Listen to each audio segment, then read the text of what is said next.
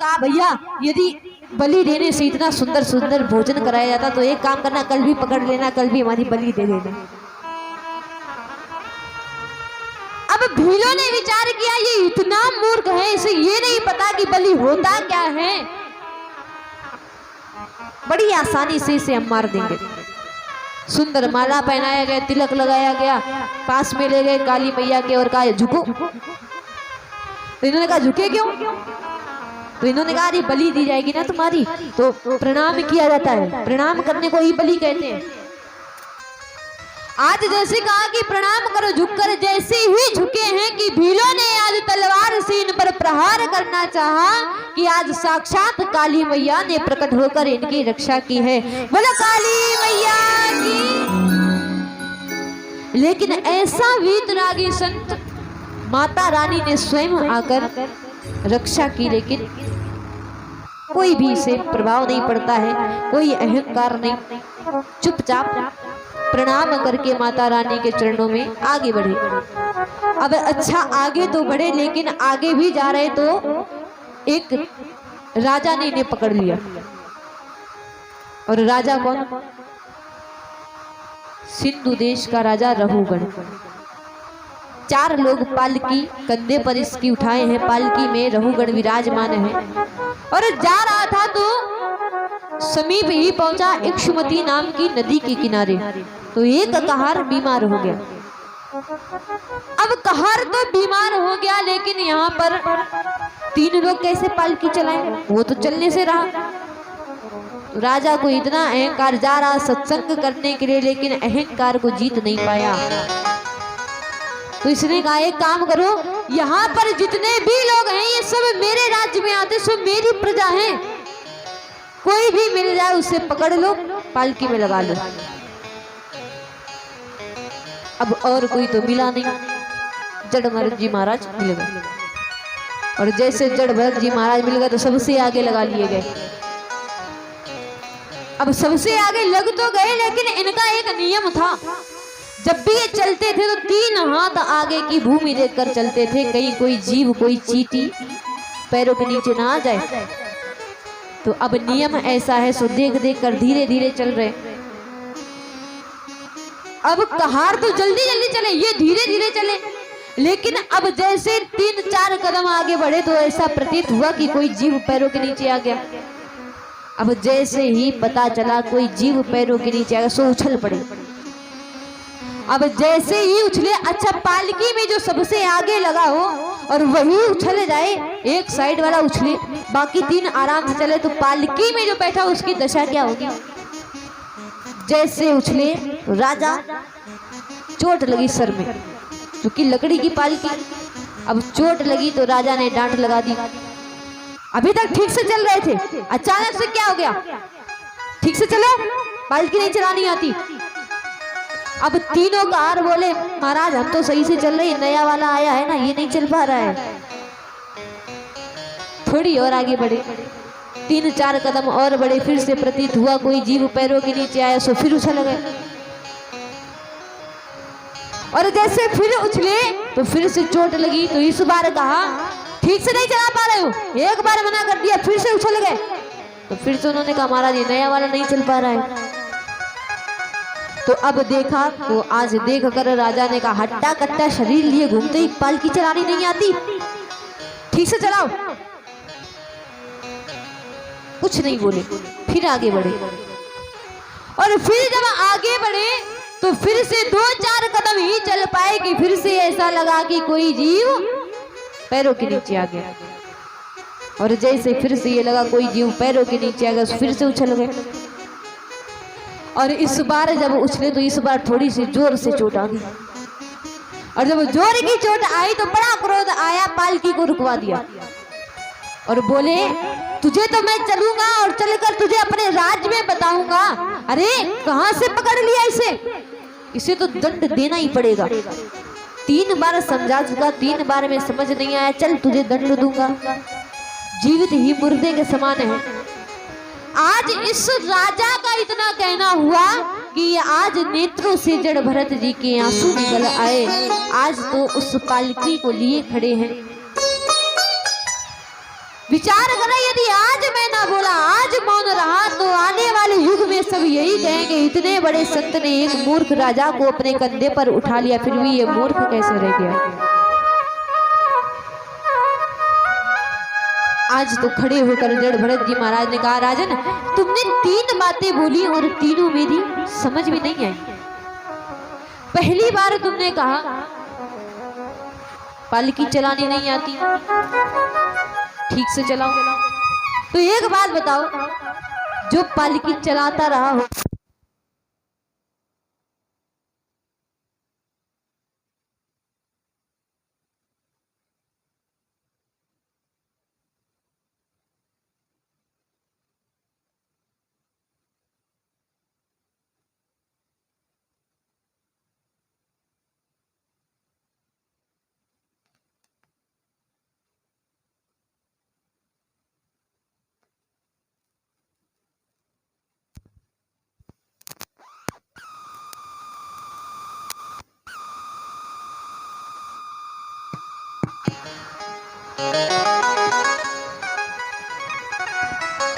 बोलिए वृंदावन बिहारी लाल की, बोलिए राधा रानी सरकार की जय।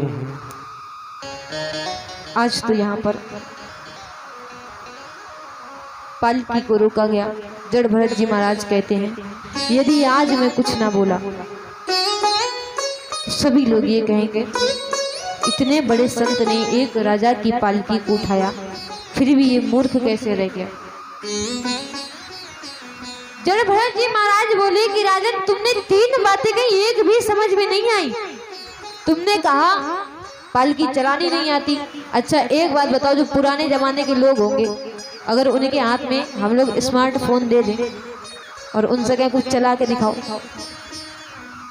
तो क्या चला पाएंगे? और जो नई जनरेशन है उनसे कह दिया है, जो पुराने फोन होते हैं उसमें कह दिया है हिंदी में कुछ टाइप कर दो, तो उसमें भी समय लग जाता है। आज यहाँ पर कहते हैं राजन तुमने कहा पालकी चलानी नहीं आती। अरे जो पालकी चलाता रहा होगा उसी को तो अभ्यास होगा, और जिसने कभी चलाई नहीं उसे क्या अभ्यास होगा। दूसरी बात तुमने कही कि हट्टा कट्टा शरीर लिए घूमते हो, तो ये बात भी समझ में नहीं आई। अरे राजन मोटा होना, दुबला होना, छोटा होना या लंबा होना, ये सब इस शरीर के धर्म है। भूख लगना, प्यास लगना, भय लगना, थक जाना, ये सब इंद्रियों के कार्य हैं। तो इसलिए ये बात समझ में नहीं आई, ये सब हमारे वश की बात थोड़ी ना है। तीसरी बात तुमने कही राजन घर जाओगे, दंड दोगे, चिकित्सा करोगे, तो एक बात बताओ, गेहूं को पीस कर आटा बनाया जाता है। अब आटे को पीस कर राजन क्या बनाओगे तुम? आटे को कितना भी पीसे वो क्या रहेगा? आटा ही रहेगा। पुष्प को तोड़कर उसका इत्र बनाया जाता है। राजन एक बात बताओ, इत्र को तुम क्या बनाओगे? इत्र से निचोड़कर क्या चिकित्सा करोगे मेरी? आज अनेक प्रकार से समझा रहे हैं। तुमने कहा कि जाने कहां से पकड़ कर लाए हो, ये तो जीवित ही मुर्दे के समान है। जिस प्रकार मुर्दा घर में पड़ा हो, कोई मृत पड़ा हो और परिवार वाले खूब रोए,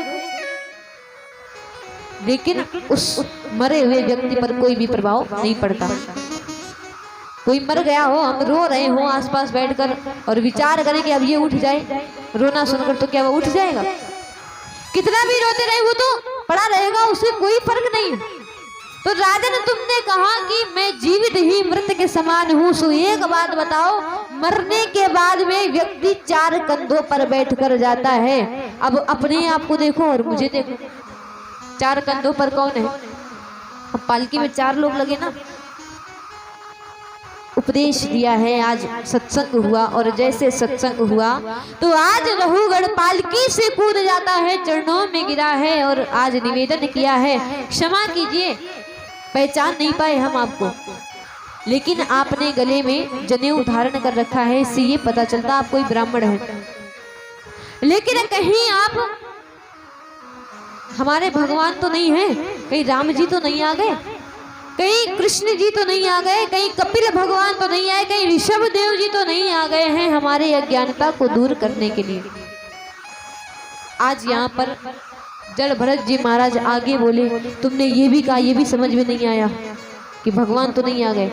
अरे राजन, जो तुम हो वो मैं हूं और जो मैं हूं वही तुम हो। मानो सूर्य है और सूर्य के नीचे 40 घड़े रखे जाएं और प्रत्येक घड़े में जल भरा हो और प्रत्येक घड़े में सूर्य का प्रतिबिंब दिखता हो।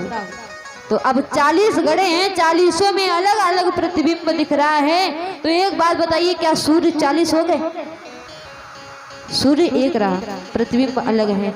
मानो ये मनुष्य, भगवान तो एक है लेकिन उनका अंश हम सब में विराजमान है। इसीलिए जो तुम हो वो हम हैं और जो हम हैं वही तुम हो। आज बड़ा ही सुंदर सत्संग हुआ है।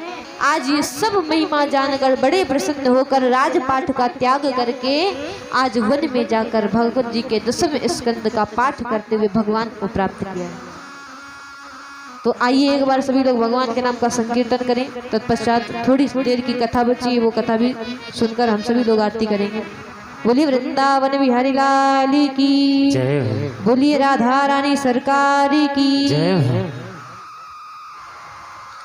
प्रेम तुमसे किया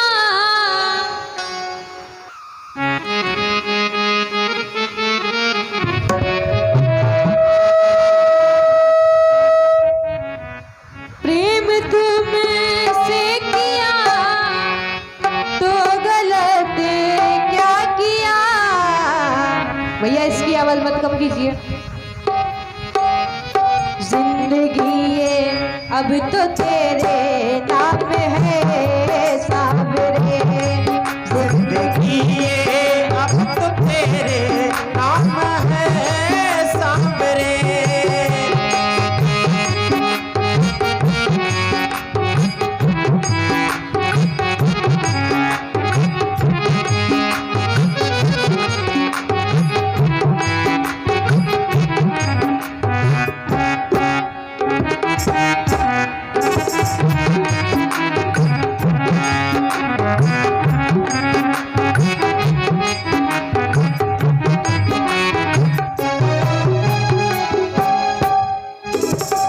आपसे प्रेम किया है तो इसीलिए कभी कभी लोग कह देते हैं, भैया इसकी आवाज बढ़ा दीजिए। लोग कह देते हैं कि ये कृष्ण की दीवानी है। सो इसीलिए ये बड़ी ही खुशनसीब है क्योंकि श्याम से इसे प्रेम है और श्याम इसके है। तो इसीलिए बड़ा सुंदर भाव आता है। लोग कहते हैं कि मैं तो हूँ खुश नसीब, लोग कहते कि हो मैं तो खुश नसीब। श्याम प्रेमी हूँ मैं, श्याम मेरे करीब, श्याम प्रेमी हूँ मैं, श्याम मेरे करीब। श्याम प्रेमी हूँ मैं, श्याम मेरे करीब। श्याम प्रेमी हूँ मैं, श्याम मेरे करीब। दिल जो तुझको दिया तो गलत क्या किया, तुझे को दिया तो गलत क्या दिया। दिल जो तुझको दिया तो गलत क्या किया। ये तुझे को दिया तो गलत क्या किया।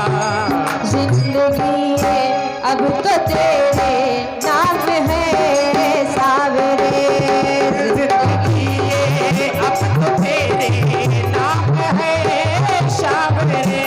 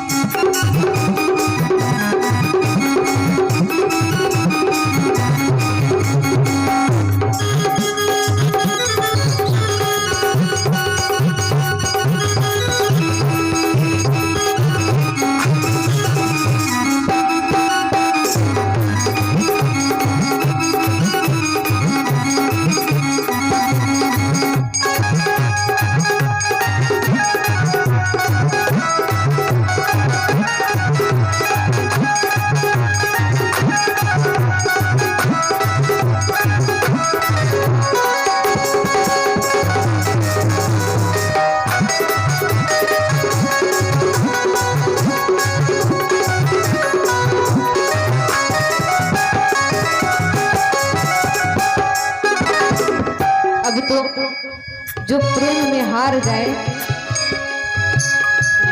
तो प्रेम में हारने का भी अलग ही मजा होता है। कोई इसे सजा समझ लेता है तो कोई इसे बड़ा सुख समझता है।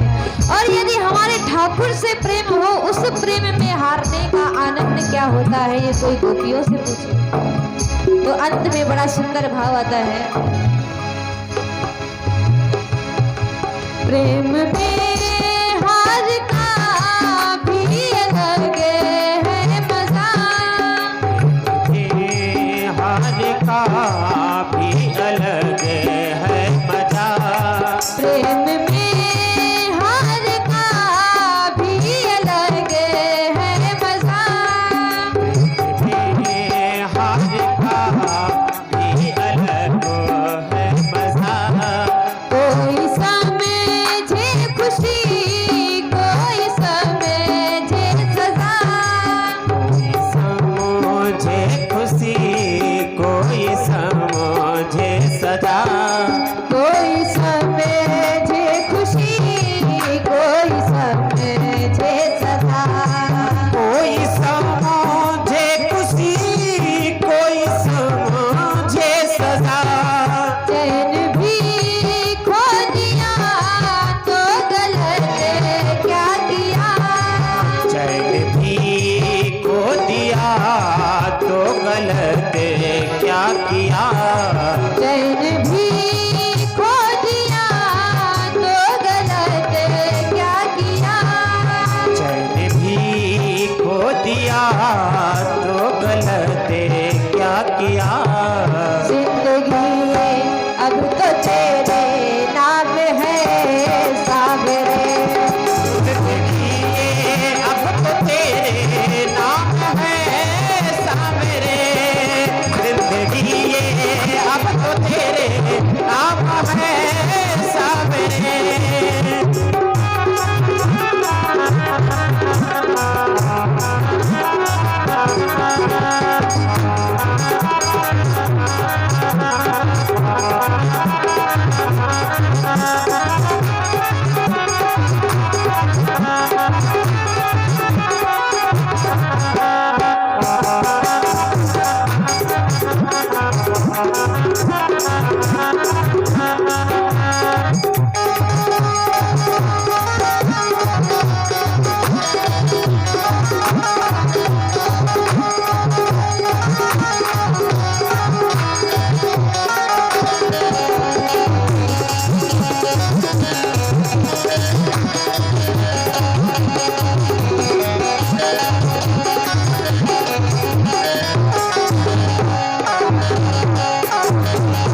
बोलिए वृंदावन बिहारी लाल की जय बोलिए राधा रानी सरकार की जय बोलो राधे राधे। हाथ उठे लेकिन आवाज थोड़ी आई, बोलो राधे राधे। भैया इधर से आवाज आती है, इधर वाले बोलते नहीं, इधर वाले नहीं बोलते ज्यादा। अब हम भी समझ रहे हैं, एक दो लोग बोल रहे हैं लेकिन काफी लोग नहीं बोल रहे तो कहाँ तक आवाज आए। बोलिए वृंदावन बिहारी लाल की। अब तो यहाँ पर इस प्रकार ये जड़ भरत जी महाराज की कथा सुनी, किस प्रकार प्रियव्रत जी के वंश का विस्तार हुआ, वर्णन आप सभी लोगों ने सुना। आगे कथा आती है 28 नरकों की कथा। वैसे तो हजारों नरक हैं, कोई गिनती नहीं है, लेकिन 28 नरकों की कथा आई। तो सबसे पहले तो झूठ बोलना बंद कर दीजिए, चोरी करना बंद कर दीजिए। किसी का धन जो हम लूट लेते हैं, विचार करते हैं अभी तो हमें आनंद प्राप्त हो गया, लेकिन आगे जब हम वहां पर जाएंगे ना तो स्वर्ग नहीं मिलेगा, नरक मिलेंगे। और वहां पर अगर यहाँ विचार करें, स्कूल में भी जा रहे हैं तो अध्यापक ने एक बार दया कर दी, छोड़ दिया। तो भगवान तो सचेत करते रहते हैं। अच्छा, कुछ भी हम चोरी करते हैं तो एक बार हृदय को धक्का लगता जरूर है कि ये काम गलत है। हमें ये लगता है कोई देख तो नहीं रहा। अब ये इतना पता है क्योंकि घर में हम मिठाइयों की बड़ी चोरी कर चुके हैं, तो ये डर लगता है कि मम्मी तो नहीं देख रही। तो इसीलिए खाने वाली वस्तुओं की चोरी अलग हो जाती है, लेकिन किसी को कष्ट दे जो ऐसी चोरी कभी नहीं करनी चाहिए। मांस कभी भक्षण नहीं करना चाहिए, नहीं तो जिनको हम अभी काट कर खा रहे हैं वहां पर वो हमें काट कर खाएंगे। तो इसीलिए नरकों की जो कथा है 28 नरकों की कथा भागवत जी में बताई गई। अब यहाँ पर परीक्षित जी कहते हैं कि क्या इन पापों से बचने का कोई उपाय नहीं है? जो पाप हम जानबूझकर कर रहे वो तो कभी नहीं कर सकते, उनका फल तो हमें भोगना ही पड़ेगा। लेकिन जो जाने अनजाने में पाप हो जाते हैं, कौन से पाप? हम लोग चूल्हे में खाना बनाते हैं, लकड़ियां लगाते हैं,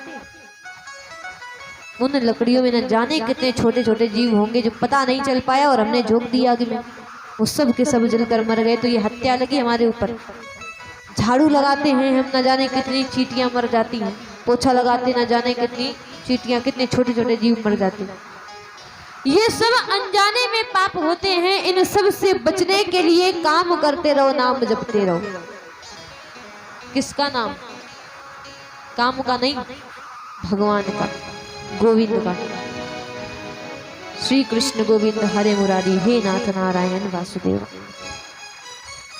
नाम जपते रहिए, काम करते रहिए। फिर देखिए जो पाप आपके अनजाने में हो जाते हैं, यदि ज्यादा नहीं तो थोड़े बहुत तो पाप हमारे कम हो ही जाएंगे। तो थोड़ी बहुत यातनाएं कम सहन करनी पड़ेंगी। अजामिल कितनी चोरी करता था, लेकिन केवल अपने बेटे का नाम नारायण रखा और नारायण नाम लेते लेते सारे के सारे कष्ट दूर हो गए। और ये कोई पहले से ही चोर नहीं था, कोई डाकू नहीं था। कल भी बताया था संगत का असर होता है, हालांकि तुरंत ना हो लेकिन धीरे धीरे हो ही जाता है। तो यहाँ पर सुखदेव जी महाराज ने राजा परीक्षित को कथा सुनाई, अजामिल की कथा। कान्य कुब्जे द्विजः कश्चिद् दासी पतिरजामिला नाम्ना नष्ट सदाचारो दास्या संसर्ग दूषिता। कन्नौज जिले में एक कोई अजामिल नाम का ब्राह्मण रहता, बड़ा पापी। लेकिन ये पापी ऐसे हुआ किसी वैश्या के संसर्ग में आने से, किसी गणिका के संसर्ग में आने से ये पापी हो गया। पिताजी इसके बड़ी भक्ति करते थे और पिताजी के साथ साथ ये भी भगवान की बड़ी भक्ति, बड़ी आराधना किया करता। लेकिन एक दिन क्या हुआ, जब ये वन में जा रहा था पुष्प लेने के लिए, तो मार्ग में किसी वैश्या को किसी पुरुष के साथ देख लिया, तो हृदय में काम प्रवेश कर गया। काम प्रवेश करने के दो मार्ग हैं, एक तो कान और दूसरे नेत्र। यदि नेत्रों से हम ऐसे दृश्य देखेंगे जो नहीं देखने चाहिए, फिर भी हम देख रहे हैं, तो काम प्रवेश कर जाता है। अब कानों से जो अभद्र भाषाएं हैं, अभद्र शब्द हैं, वो नहीं सुनने चाहिए, लेकिन हम सुन रहे तो फिर एक ना एक बार ध्यान पहुंच ही जाएगा। तो यहाँ पर जितना हो सके इन कानों का आप इस्तेमाल कीजिए भगवान की कथा सुनने में, भजन सुनने में। इन आंखों से जितना देखना है, किसी और को ना देखकर भगवान को देखिए, भगवान के भक्तों को देखिए। जैसे लोगों को हम देखेंगे वैसे ही आचरण हमारे आएंगे, उसका स्वभाव कुछ ना कुछ तो अंदर आ ही जाएगा। अब लोग कहे थे कलयुग आ गया है, तो कलयुग में क्या करें? तो कलयुग आया थोड़ी ना, कलयुग हम ही लोग लाए। लोग कह रहे थे कलयुग आ गया है, लेकिन जब कथाओं में अनाउंसमेंट कर करके बुलाना पड़े, भैया कथा हो रही है और आइए, भजन में बुलाना पड़े, और फिर भी भजन अच्छे ना लगे और भगवान के भजन ना अच्छे लगे और यो हनी सिंह के भजन अच्छे लगे, तो समझो कलयुग आ गया। भगवान की कथाएं अच्छी ना लगे, लेकिन घर पर द्वार पर बैठकर बहुओं की पंचायत, सासुओं की पंचायत अच्छी लगे, समझो कलयुग आ गया। भगवान की कथाएं हो, भजन हो, तो बुलाना पड़े, और अन्य कोई कार्यक्रम हो, नाम तो नहीं लेंगे, और उससे भीड़ हटानी पड़े, तो समझो कलयुग आ गया। यदि आज भी भगवान की थोड़ी बहुत सी चर्चा अगर हमें अच्छी लगने लग जाए ना, और हम तो जाए साथ में मित्रों को भी लेकर आए, तो समझो वही युग आ सकता है जब भगवान साक्षात प्रकट होकर दर्शन देते थे। तो यहाँ पर जितना हो सके भगवान की कथाओं में अवश्य ही आइए। आज तो तृतीय दिवस की ही कथा है, अभी 4 दिन की कथा है। और जिनको ये शिकायत रहती ना कि हमारी सासू माँ हमें बड़ा परेशान करती है या हमारे स्वामी बड़ा परेशान करते हैं, तो ये केवल हम बहुओं की बात नहीं कर रहे। जो सास अपनी बहुओं से भी परेशान है तो कल आइएगा, और जो नहीं आए तो अपनी सहेलियों को भी लेकर आना। ऐसा मंत्र दे देंगे आप सबको कि एक दूसरे को वश में कर लोगे। जो अभी तक ना आए हो सब लोग आइएगा। अब ये मत विचार कर लेना कि कोई ऐसा मत, हम कोई तांत्रिक वांत्रिक नहीं है। अरे मंत्र ये होगा कि अगर हमारी सासू मैया कुछ भी कह रही है, एक कान से सुनो एक कान से निकाल दो। अब इसका मतलब ये भी नहीं कि अच्छी बातें करी तो एक कान से सुनी दूसरी कान से निकाल दी, और बुरी बातें जो चिल्ला रही वो एक कान से भरी और सीधे अंदर। जो बुरी बातें हो जो निकालने लायक वो निकाल दीजिए। और कितना भी सामने वाला कुछ भी चिल्ला रहा हो तो ये विचार कीजिए कि इससे हम प्रेम से जब बोलेंगे तो कब तक ये चिल्लाएगा, कब तक ये हमसे घृणा करता रहेगा, कभी ना कभी तो प्रेम से बात की। यही मंत्र है और कोई मंत्र नहीं है। बोलो वृंदावन बिहारी लाल की। तो यहाँ पर अजामिल ने उस गणिका को देखा, काम प्रवेश कर गया, तो एक दिन समय निकालकर उसके पास में गया और निवेदन किया कि हम आपको जब से देखते हैं आपका ही चिंतन है। एक काम कीजिए, आपसे प्रेम हो गया है देखकर आपको, तो आप हमारे घर पर चलिए, हमारे घर पर रहिए, अधिक धन आपको देंगे। अब गणिका को, वैश्या को क्या चाहिए? धन ही चाहिए। विचार किया घर भी मिल जाएगा धन भी मिल जाएगा, सो चली आई सब कुछ छोड़कर। लेकिन आ तो गई गणिका घर पर, लेकिन देखा क्या घर पर एक स्त्री एक बच्चा पहले से ही विराजमान। तो पूछा ये कौन है? तो आज बताया ये हमारी पत्नी, ये हमारा बच्चा। उस गणिका को पता था कि ये अजामिल हमारे प्रेम पाश में बन चुका है, अब जो हम कहेंगे वो यही करेगा। तो यहाँ पर उस गणिका ने कहा कि यदि ये स्त्री और बालक यहाँ पर रहेंगे तो हम कदापि नहीं रह सकती, इसीलिए यदि चाहते हो तुम्हारे साथ में हम रहें तो इनको यहाँ से भगा दो। अब उस पराई स्त्री का मोह इतना हो गया, उसके प्रेम में ऐसा जा फंसा कि अपनी पत्नी का, अपने बेटे का त्याग कर दिया। लेकिन अब चूंकि भगवान का भजन करने वाला है, सो दूसरे दिन भी माला लेकर बैठा जाप करने के लिए, भजन करने के लिए। तो गणिका आई, क्या कर रहे हो? भजन कर रहे हैं, सुबह का समय है। इस भजन के लिए लेकर आए थे हमें? अरे हमसे तो कहकर आए थे कि बड़ा हम धन देंगे तुम्हें, और इस माला से क्या हमें धन प्राप्त हो रहा? चलो उठो, जाओ जाकर कमा कर लाओ। अब जैसे गणिका ने कहा तो माला खूंटी पर टांगी, निकल गए। अच्छा, अब रोज रोज कोई कथाएं भी तो नहीं कराता है। विचार करो, रोज रोज यज्ञ हो, कथाएं हो तो धन प्राप्त हो, वो भी नहीं रोज करता कोई। तो अब ये धन रोज रोज तो ला नहीं पाए, और गणिका रोज रोज इसीलिए लेकर आए थे। हमसे तो बड़े बड़े वादे करके आए, धन देंगे, किसी बात की कमी नहीं होगी, इस इतने से धन से हमारा होगा क्या? अब संगत का असर ऐसा आया, चोरी करना आरंभ कर दिया। चोरी करना आरंभ किया, चोर हो गया जो भक्त अजामिल, वो चोर अजामिल हो गया। उस गणिका के माध्यम से 9 पुत्र हुए। अब चोरी करते करते भी डांका डालना आरंभ किया, और जो व्यक्ति मना कर दे तो आज हत्या करने से भी पीछे नहीं हटता, हत्याएं भी करने लगा। तो आज दशा ऐसी हो गई कि जो भक्त अजामिल था, आज जब शाम होती है, सूर्यास्त होता है, सभी लोग अपने घर के पट बंद कर लेते हैं, बंद कर लो नहीं तो अजामिल आ जाएगा। ये दशा हुई। एक दिन कुछ संतों की मंडली इसी के गांव से होकर जा रही थी, तो समय अधिक हो गया, तो संतों ने कहा एक काम करते हैं, यहाँ पर कोई भगवान का भक्त हो, घर पूछ लेते हैं। तो घर पूछ कर वहीं पर रात में विश्राम करते हैं। तो किसी ने बता दिया कि अजामिल नाम का ब्राह्मण भगवान का बहुत बड़ा भक्त, चूंकि संतों का सभी लोग उपहास बहुत करते हैं, तो सब संतों का उपहास नहीं करना चाहिए। अब संत इतने कोमल स्वभाव वाले की समझ नहीं पाए कि इसने क्या कहा है। अब जो चोर अजामिल, डाकू अजामिल, उससे कह दिया बड़ा भक्त है, भोजन भी करवाएगा, दक्षिणा भी देगा।